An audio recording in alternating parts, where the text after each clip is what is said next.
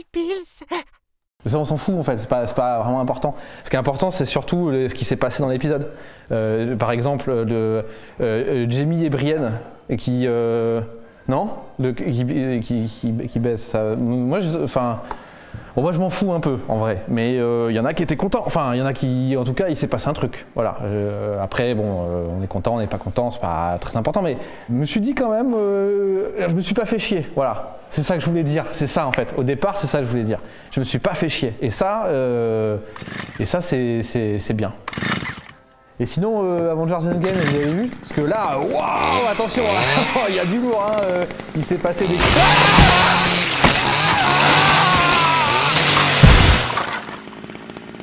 Eh les amis, vous avez vu la nouvelle série animée sur Netflix avec des oiseaux? Elle est top, elle est top. Oh putain! J'adore ton t-shirt. Coucou et bienvenue dans cette nouvelle vidéo du channel Bobby Pills. Et ben ce soir je suis en compagnie comme d'hab de Jessica notamment. Bonjour. Et Balak. Bravo. Et donc dans cette vidéo, on va vous parler de conseils de regardure. On va vous parler donc de trucs qu'on a kiffé sur Netflix, le catalogue français, des prods originales Netflix ou pas. Jessica, est-ce que tu as un truc que tu as bien kiffé sur cette plateforme de SVOD? Alors, il s'agit de Tuca et Bertie. Très récent. Eh bien, qu'est-ce que c'est? C'est une série qui a été créée par Lisa Anna Walt, qui était la production designer de BoJack Horseman. C'est l'histoire de deux oiseaux trentenaires, Tuca et Bertie, qui sont les meilleurs amis du monde, qui vivaient ensemble. Et puis, aujourd'hui, Bertie, elle va vivre avec son mec, et pendant ce temps, Tuca se retrouve face à elle-même et... Donc chacune, elles avancent dans la vie, leurs histoires d'amitié, leurs histoires d'amour, leurs histoires personnelles, leurs histoires professionnelles. Et donc j'ai trouvé ça extrêmement drôle, extrêmement enthousiasmant, extrêmement bien écrit. Et j'ai trouvé que ça abordait plein de sujets méga importants. I deserve to be treated like a person and not an object. De manière subtile, dont on a rarement l'occasion de le voir dans de l'animation avec des personnages féminins.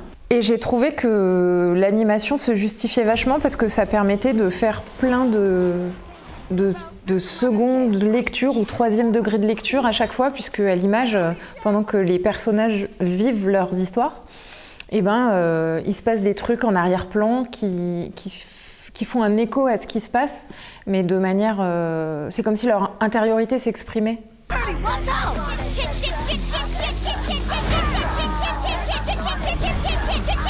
T'as bien aimé, et donc c'est Lisa, la production designer et showrunner du coup sur Tuca. Tout à fait. D'accord. Elle a commencé sa carrière comme illustratrice à New York, dans un studio que les fans de bande dessinée indé connaissent peut-être, qui s'appelle Pizza Island. Puis elle a développé ses histoires à elle, et notamment d'un côté l'histoire de Tuca, et puis d'un autre côté l'histoire de Bertie. Et lorsqu'elle a commencé à travailler sur BoJack, le réalisateur de la série BoJack, Raphael Rob Wonnegan, c'est ça.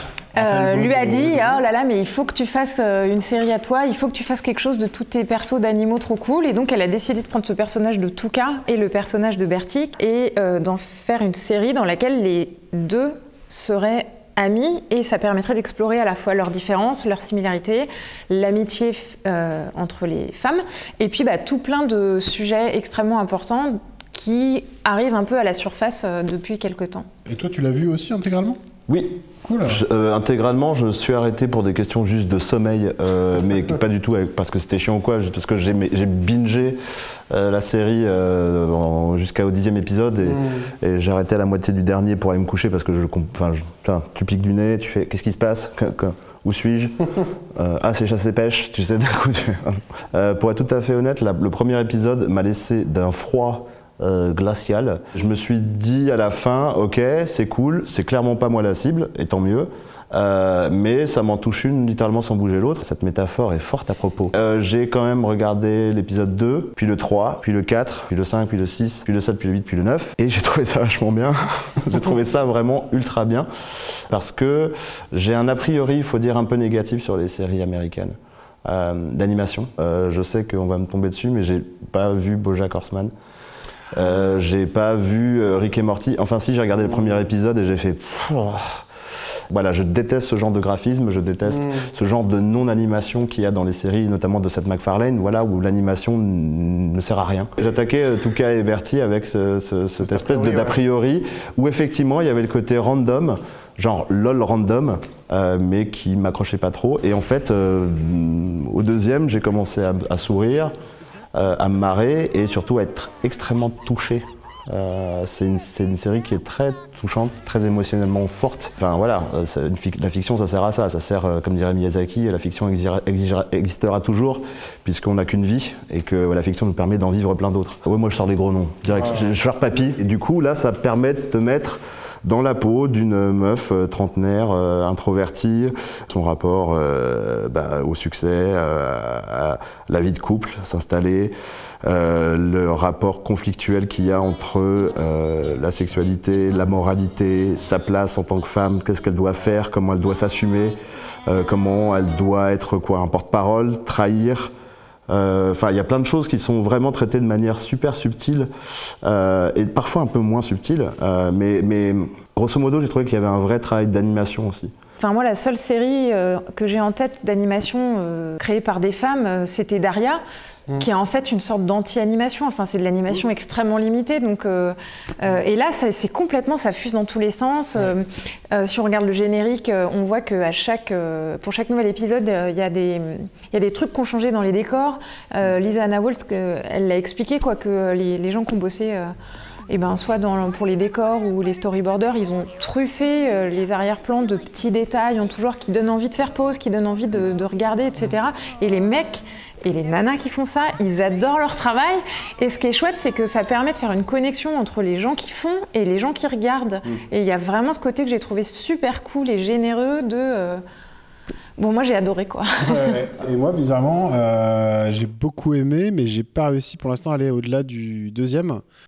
C'est pas une série que je peux binge-watcher d'un coup en fait. C'est trop explosif au niveau de la créativité, notamment de l'univers en fait de Lisa. Et du coup, j'ai clairement envie de la continuer, mais doucement. Un peu comme Adventure Time à l'époque. Si j'en regardais plus de 2 d'un coup, j'avais le cerveau qui fondait parce que c'était trop quoi en fait. On peut dire que c'est une nouvelle génération de séries où Ah bah oui, clairement, là on est dans typiquement pour caricaturer aussi le post-MeToo, qui montre aussi à quel point l'animation, peut-être plus que d'autres domaines artistiques, se féminise vite. On va pas peindre un tableau complètement idyllique de l'animation, c'est pas le cas, mais en tout cas c'est vrai qu'on a l'impression qu'en tout cas des gens comme Netflix ou des diffuseurs et tout ça sont en recherche de ce genre de voix. Bon, peut-être c'est des séries qu'on citera, mais voilà, ça fait penser aussi à Gretsuko, ça fait penser aussi à d'autres séries avec des personnages féminins qui sont un peu les mêmes d'ailleurs à chaque fois, c'est-à-dire une meuf plutôt trentenaire, plutôt active, plutôt middle class, et on retrouve des similitudes entre les caractères de ces personnages. Donc il y a peut-être un nouvel, d'ailleurs c'est rigolo, on voit un petit peu se construire sous nos yeux un nouvel archétype de personnage de dessin animé, d'héroïne ou de protagoniste, qui commence à se dessiner avec ces inquiétudes qui reviennent et qui sont exprimées. Cette série n'est jamais aussi forte que justement quand les personnages arrêtent de parler ou d'exprimer quelque chose ou de dire un discours pour laisser juste l'anime et tout ce que justement, c'est à ça que ça sert, on va dire l'art en général avec un grand O. Voilà, au bout d'un moment, le discours c'est bien, mais le discours il est sclérosant, le discours il construit et tout ça, mais le discours il n'exprime pas tout et c'est justement quand elle laisse la place à des émotions complexes, comme le rapport avec la sexualité, la moralité, des choses comme ça, et qu'elle les exprime visuellement, que c'est le plus fort, quoi. Et c'est en ça que c'est une très chouette série d'animation, et que ça n'aurait pas pu être autre chose que de l'animation. Ça, c'est chouette. Mais oui, parce que ça, c'est l'histoire de Berti qu'elle avait dessinée, Lisa Anna Wolf. Et en fait, le perso s'installe en couple avec son mec. C'était le même plot de départ. Sauf que elle se replie petit à petit dans sa baraque et qu'elle remplit de plantes et elle en vient à se cacher à l'intérieur parce que ça lui permet de faire une sorte de barrière émotionnelle entre elle et le monde parce que c'est un personnage qui est très anxieux. Et comme tu dis, en fait, l'image se substitue au discours de manière extrêmement claire. Et je sais pas, j'ai l'impression que c'est une constante dans le travail de cette nana et c'est super chouette. Donc Touka et Bertie, reco unanime, hein, 2 recos de gens qui l'ont vu en entier et moi les 2 premiers j'ai bien aimé. Combien d'étoiles pour Touka et Bertie? Pour moi ce sera 6 étoiles sur 5 en effet. 6 étoiles sur 5. Aïe, aïe, Car aïe. c'était vraiment très très bien. Oh la vache. Ah, le mec des effets spéciaux il va bugger là. Donc vrai. 6 étoiles sur 5 ça marche. Pour toi Yves? Ouais, sur du 4,5. 4,5. Donc du coup j'enchaîne sur un de mes coups de cœur qui est BoJack Horseman, hein, donc il y a un lien de parenté entre Touka et BoJack. Ce lien, c'est évidemment le créateur de BoJack, Raphaël Bob Waksberg. Je me rappelle toujours de Raphaël Bob, mais pas de la fin. Et donc Raphaël est le showrunner créateur de BoJack Horseman et le producteur de Touka et Bertie. Hein. Sur Touka et Bertie, il a laissé Lisa évidemment de créer et réaliser. Donc BoJack, ça fait déjà 5 saisons que ça dure. Donc c'est depuis 2014 et à chaque année c'est ma dose quoi. C'est une drogue pour moi. J'ai besoin de regarder BoJack parce que c'est ma dose de regarder un truc avec des gens pas parfaits et je trouve que Pourtant tu travailles à Bobby Pills, tu vois ça toute la journée. oui mais ça fait qu'un an que je suis chez Bobby, 1 an et demi. Et non mais sérieux, BoJack ça a beau avoir ça prend place dans le milieu hollywoodien mais il y a des persos quand même hyper attachants et donc ouais moi j'adore parce que c'est une série d'animes qui arrive à parler de faiblesse et de doutes humains mieux que pas mal d'autres séries live. Et BoJack au fil des saisons pour moi il existe quoi. C'est un perso que j'adore malgré ses gros défauts. Voilà, donc je vais pas parler plus longtemps de BoJack, je pense qu'il y en a pas mal qui l'ont vu, mais en tout cas c'est... Parce que je l'ai pas vu. Ouais. C'est bien le mec qui fait Job dans Arrested Development qui fait la voix de BoJack. Ah, il a une très belle voix. Will Arnett, Oui. ouais. Et il y a Aaron Paul qui fait aussi son meilleur ami. Pardon, mais on peut Oui, mettre pardon. des étoiles à BoJack? J'arrête pas de Parce parler. que j'ai pas envie d'en mettre trop moi par contre. D'accord. Oui, moi je sais pas, j'ai pas vu, donc je peux pas mettre Moi d'étoiles. je mets 4 étoiles et demi sur 5. Et moi j'en mets 3. Oh Alors attends. Alors j'ai envie de faire parler Jessica sur BoJack quand même. C'était pas une manière de reprendre le micro Ah par bah devers si, moi. si, si. Si. Oui, effectivement, c'est intéressant, le BoJack, c'est bien écrit, les voix, elles sont cool. Mais effectivement, c'est quand même très très moche pour moi. Ah ça c'est vrai quand même. Le cheval est mal dessiné. Il y a autre chose. Et c'est très statique, oui. Bon. là, c'est vraiment- Là, c'est vraiment ce qu'on oui, parlait oui, tout à l'heure, c'est ce tout qu'on à dit, fait. Mais vraiment, moi, du coup, j'ai l'impression de voir encore une fois quelque chose qui décline du déjà vu, quoi.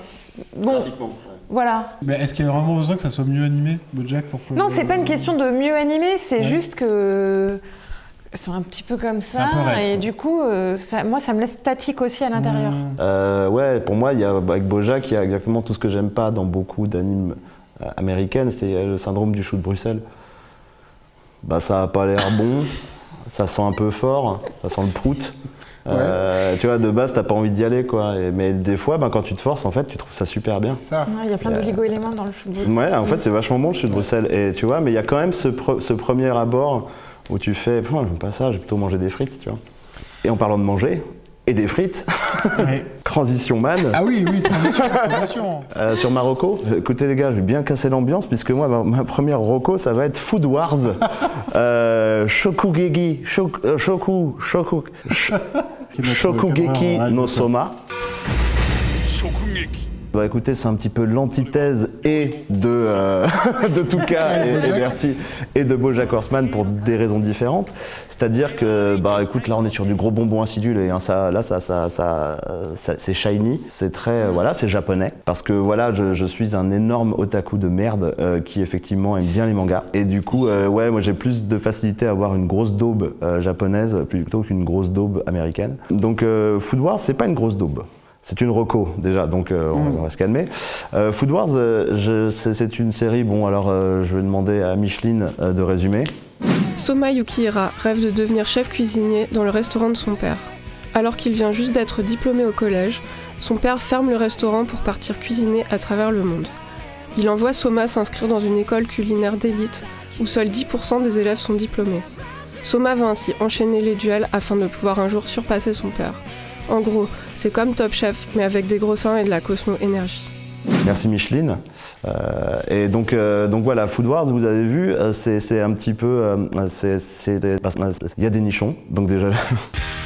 Excusez-moi, mais au bout d'un moment, la chair est faible. C'est pas pour ça. En fait, c'est qu'il y a vraiment ce truc extrêmement franc du collier.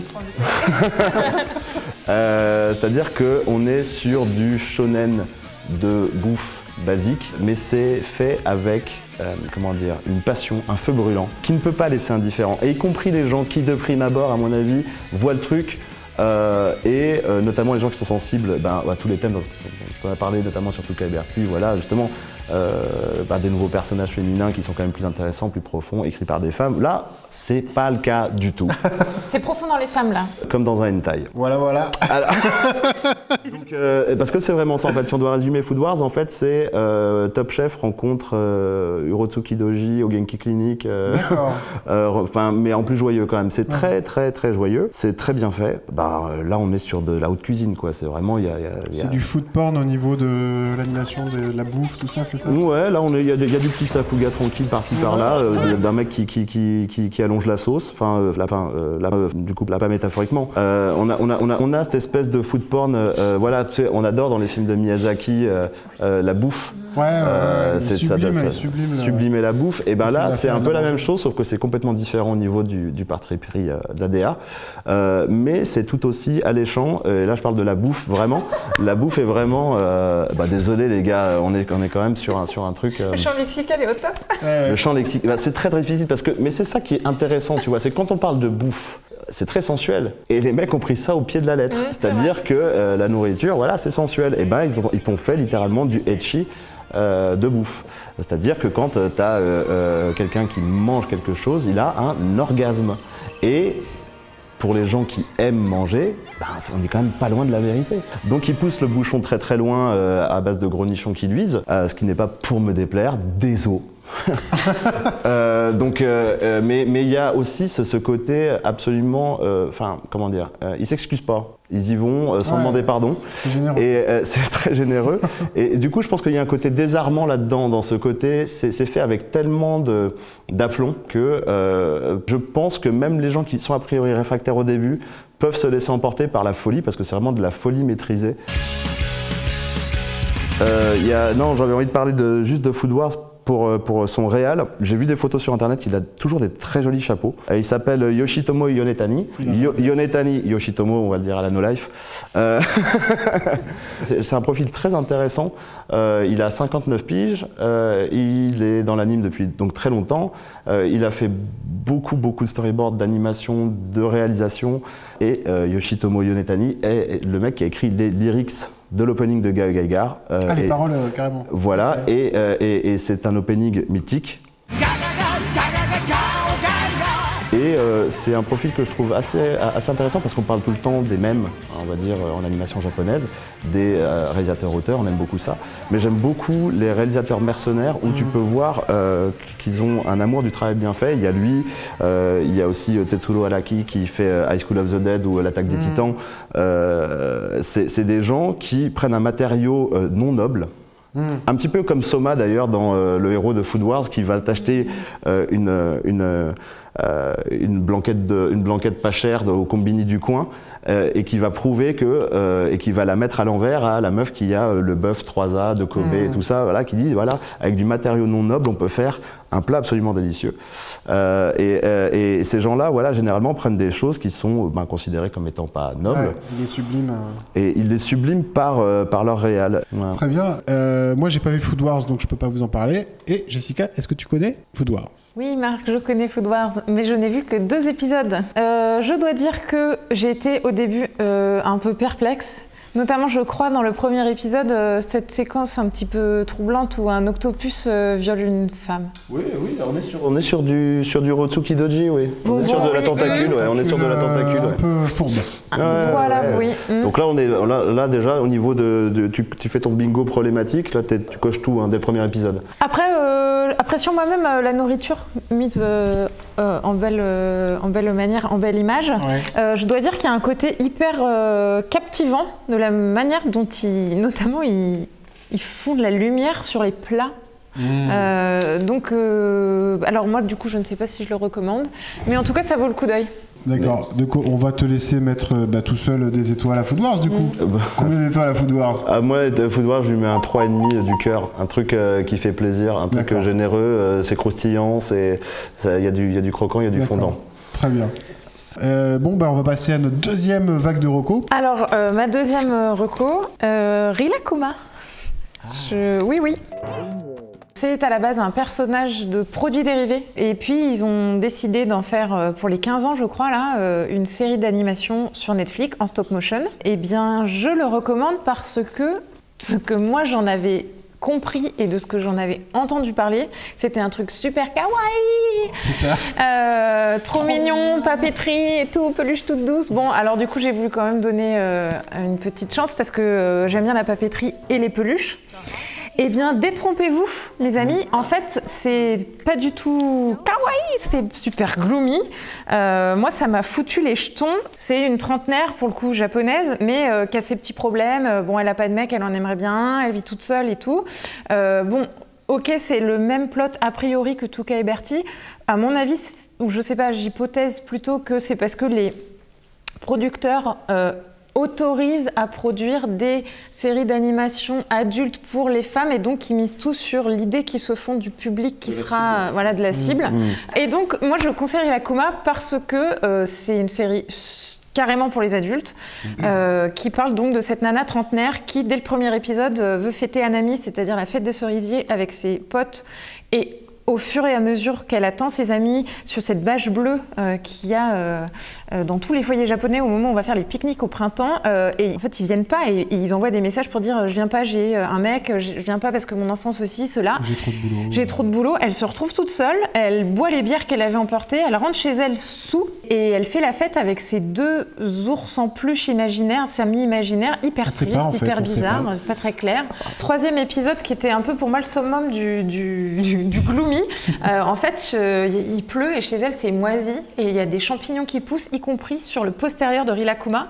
Et comme elle se fait encore jeter par d'autres gens qui sont en l'occurrence ses collègues, elle veut se donner une contenance et se montrer qu'elle est wild. Et elle se fait cuire les champignons qui poussaient sur le cul de son ours imaginaire et elle va les manger. Donc voilà, moi je ne montrerai pas ça à des enfants. Mais, eh bien, nous sommes sur du cinéma d'animation de très belle facture. Le fameux. Le fameux. C'est une stop motion. Ce qui est rare sur Netflix en plus. Ouais.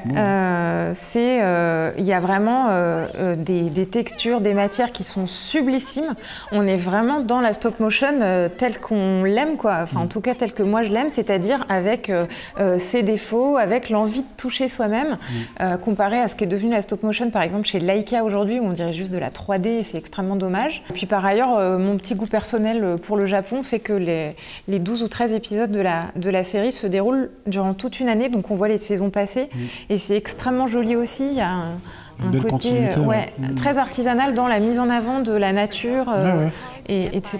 Donc voilà, allez-y, regardez-le. Et je rebondis aussi puisque je l'ai vu. Alors déjà, moi, ce qui m'avait attiré le plus, c'est pas la mascotte super connue qui était déjà sur plein de produits dérivés qu'on trouvait sur des festivals et c'est trop mignon Rilakkuma, c'est justement le studio qui a fabriqué cette série, qui est le studio Dwarf. Et le studio Dwarf n'est pas du tout connu à l'étranger, mais par contre au Japon, ils sont responsables notamment de Domo-kun, qui est déjà une mascotte, qui est la mascotte de NHK. Vous avez sans doute déjà vu aussi sur des produits dérivés, mais qui au Japon a été décliné en film, en petits épisodes. Et surtout, ils sont aussi responsables de Komaneko, le chat curieux, qui est sorti en France. Là, pour le coup, c'est plus une création originale plutôt qu'une mascotte, qui a donné lieu à des espèces de spéciaux télé qui ont été regroupés comme des films au cinéma, en France notamment. Et oui, Dwarf, ils ont fait aussi des clips, et ils sont réputés pour leur exigence et leur niveau de qualité, effectivement, en stop motion, comme tu disais. Tu ressens la matière, la lumière est excellente, c'est typiquement japonais, ça ne rentre dans aucune case, ça ne correspond à aucune cible chez nous quand on fait des séries, c'est pour les 6-9, les 10-13, je sais pas. Ça s'adresse pas aux enfants, contrairement à ce que ça pouvait laisser paraître dans les trailers. Est-ce que toi tu as vu Rilakkuma du coup? Pas du tout, parce que moi je me suis arrêté à l'image complètement mignonne de mes deux. Voilà, c'est mignon, c'est chiant quoi. Oui, bref. Voilà, donc mettons une note tous les deux à Rilakkuma, puisque Yves, les trucs mignons, voilà quoi. Tu donnerais combien à Rilakkuma du coup? Écoute, je mettrais 4. Eh bien, moi je mettrais 3,5 parce que je vais parler d'Agretsuko après et je préfère Agretsuko, voilà. Donc Agretsuko, mon deuxième conseil de regardure, c'est pareil, une série d'animation japonaise, donc basée sur une mascotte hyper connue. Où on a une héroïne qui travaille dans un bureau et qui est pas du tout épanouie, qui est célibataire aussi, comme dans Inuyasha. C'est la grosse différence par rapport à Touka et... Ouais, Est-ce que c'est un truc inhérent à sa ce côté japonais, ce côté... On parle de célibataire, alors que chez Touka et machin, on est sur un truc un petit peu plus américain, New York, je suis avec mon mec. Peut-être parce qu'au Japon, il y a une plus grosse pression pour les femmes, je crois, de se marier avant un âge qui n'est pas si avancé que ça. Je pense que ça doit jouer. En tout cas, voilà, c'est la même chose, c'est à peu près le même cadre, sauf qu'elle n'a pas des animaux mignons chez elle. Agretsuko, quand elle rentre, elle a à la place un micro et elle va se défouler au karaoké. Et voilà, et donc Agretsuko, il n'y a qu'une seule saison pour l'instant. Il y a eu un spécial aussi, un spécial de Noël, je crois. Qui est super bien. Qui tournait autour d'Instagram et hyper bien vu.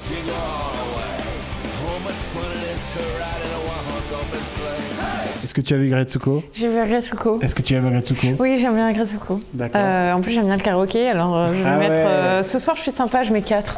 Oh là là là. Tu mets 4 à Agretsuko ? Ouais. Cool. Bim. Je trouve que contrairement au côté cheap qu'il y a dans les trucs ricains parfois, voilà, genre en mode Bojack, American Dad ou saloperie comme ça.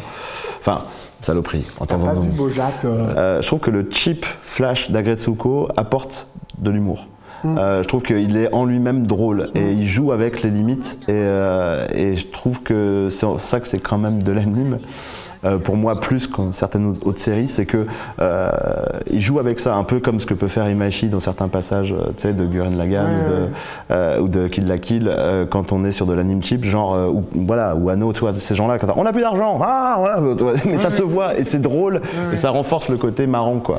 Et je trouve qu'on retrouve ça dans l'anime flash limité d'Agretsuko. Voilà, donc moi, sur le spécial de Noël, je mettrais 4 et puis j'ai pas vu le reste. Voilà, et moi je mets 4 aussi parce que c'est pour ça que j'ai mis. Et on passe maintenant à la reco, la deuxième reco de Balak. Alors, et santé surtout, n'abusez pas. C'est faux, abuser. Alors, en fait, il y a une série qui a débarqué en fin d'année dernière sur Netflix en octobre, qui est Tatami Galaxy, que je pense que peu de gens ont vu en fait, de manière générale, qui est une série de Masaki Uasa que tu connais bien. Masaaki. Il y a 3 même en tout. Ils vont me défoncer. Masaaki Uasa, oui.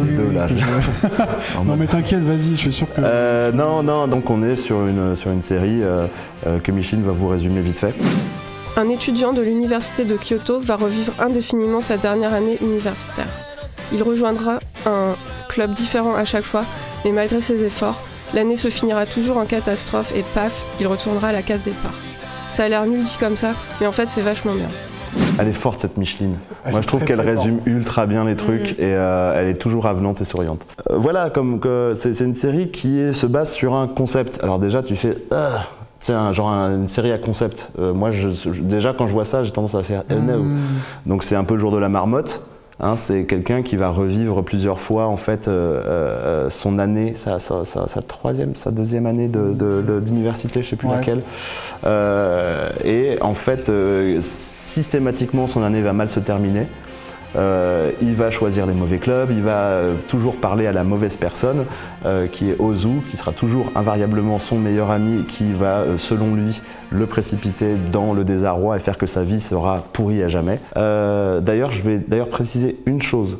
C'est aussi valable pour Food Wars, mais moins.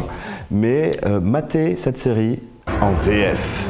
Oui. Car c'est très bavard. Alors là, je sais qu'il y en a de droit qui sont en train déjà d'écrire des commentaires en mode de la VF c'est nul, il faut regarder les séries japonaises en VO parce que Alors, pour Tatami Galaxy, je pense que Jessica me contrariera pas sur ce point puisqu'elle a essayé de regarder les 2 premiers épisodes en VO. Oui. Et on a la chance aussi d'être le seul pays au monde à avoir une version doublée de Tatami Galaxy. Mis à part le fait que c'est un doublage d'excellente facture, comme dirait Jessica, vraiment l'adaptation est super. C'est le studio, attends, je l'ai noté, aux Bahamas, que je connaissais pas, qui est français, qui a fait l'adaptation. L'adaptation au niveau juste de l'écriture est assez mortelle et c'est très important puisque donc c'est adapté dans la light novel et ça se voit, ça se sent puisque on a une chose qui est pas rare dans l'animation japonaise, qui est un narrateur, c'est-à-dire vraiment le personnage principal en voix off, qui va te parler de sa vie, t'expliquer ses bails et tout ça. Sauf que le narrateur est extrêmement bavard, et d'ailleurs en VO ça s'entend tout de suite puisque le mec a un débit monstrueux, d'ailleurs qui participe un peu à l'humour. Ça rappelle un petit peu par certains aspects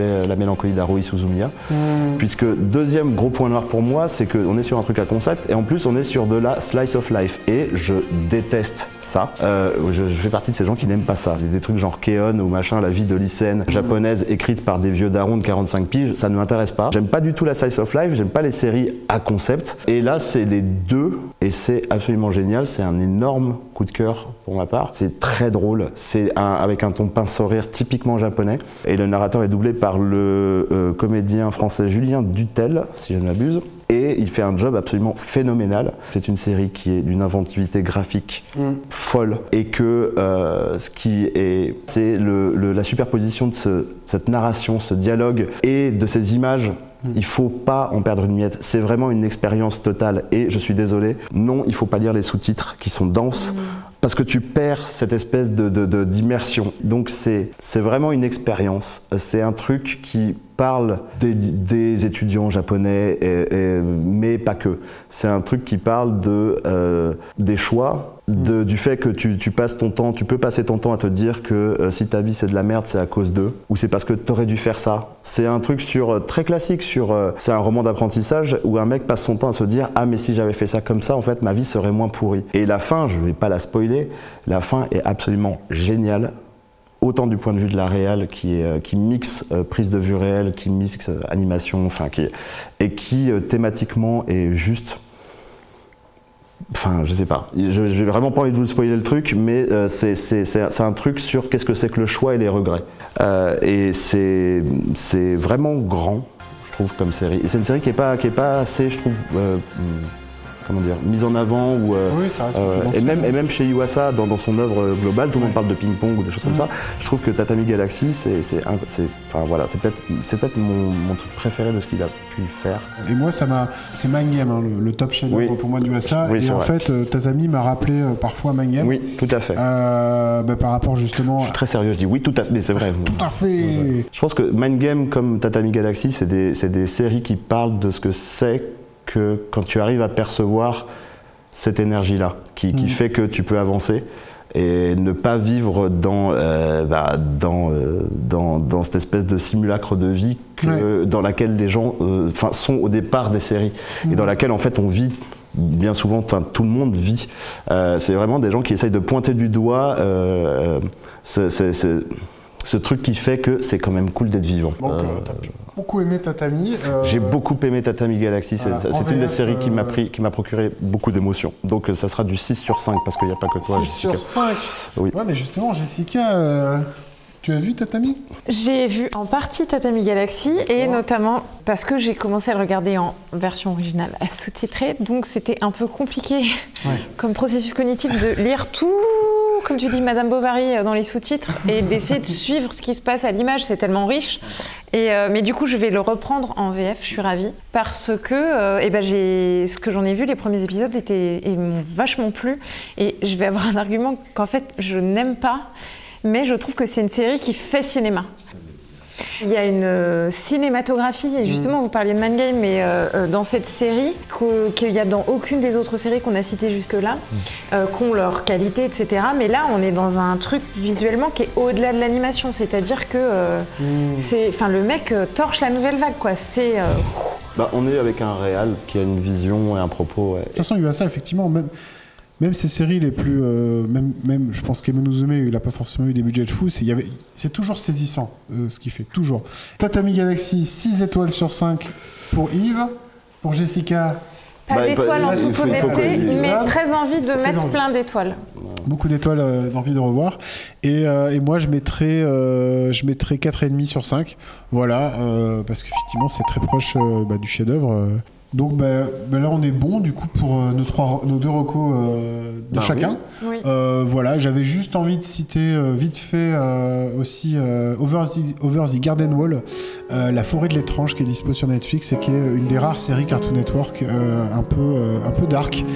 C'est une mini-série et je vous la recommande chaudement. Voilà, donc c'est la fin de ce Bobby Blabla recommandation animée Netflix. Sinon moi je vous recommande aussi de pas regarder Mob Psycho 100 sur Netflix, le drama live qui est tout pourri, mais de regarder l'animé là, celui-là, qui est ailleurs.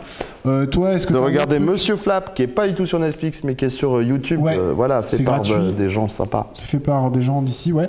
Et toi, Jessica, t'aurais une dernière reco sur Netflix? Sur Netflix, n'hésitez pas à regarder Last Man, la série Quelle est bien, faite par des gens bien. Je l'ai vu, c'est vrai que j'adore aussi. T'aimes bien? Ah, c'est un peu. Pareil que c'est des connards les gens qui l'ont fait. Bon. En tout cas, c'est français, donc faut défendre un peu le terroir.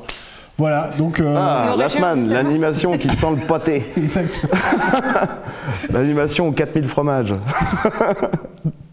Donc c'était le dernier conseil de regardure Last Man, donc sur Netflix. On vous dit à bientôt pour un nouveau Bobby Blabla, et puis d'ici là, t'es plein d'autres animes partout. Voilà, ciao. Attends, c'est quoi le truc là? Il y a un truc par terre. Quoi? De quoi? Ça commence à sentir. Ouais. Il bouge un peu, il est pas mort.